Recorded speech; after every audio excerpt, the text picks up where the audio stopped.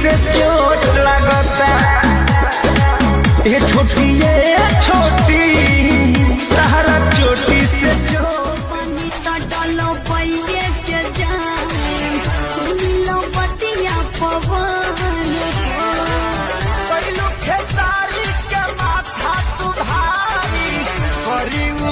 हाँ सुना सुनावा।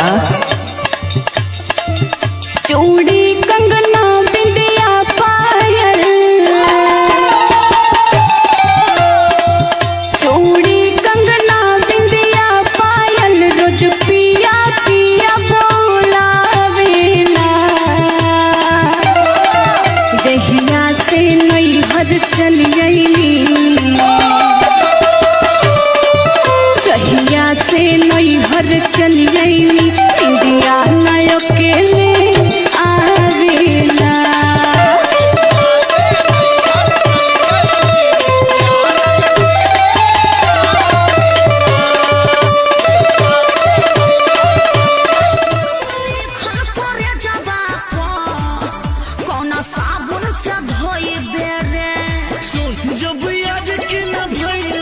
आज से पेपर पढ़ल भाई रोतिया नेहवा के माई सगरो गौआ जागल बा।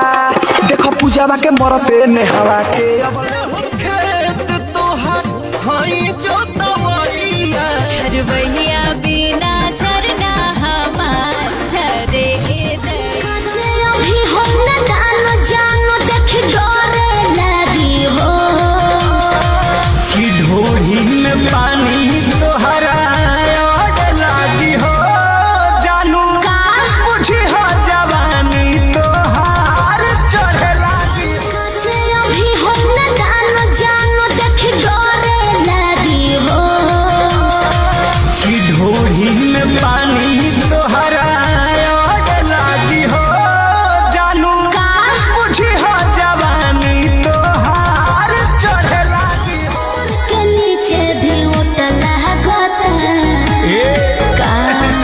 ये छोटी तहरा चोटी से चोट लगता। ये छोटी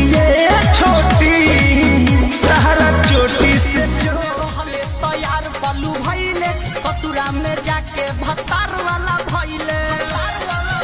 ये मरम से मन तोरा भरता है। खजनी से जिया उपास रचबू करब जवानी कना सुरजो। हरे काहे न खबुझ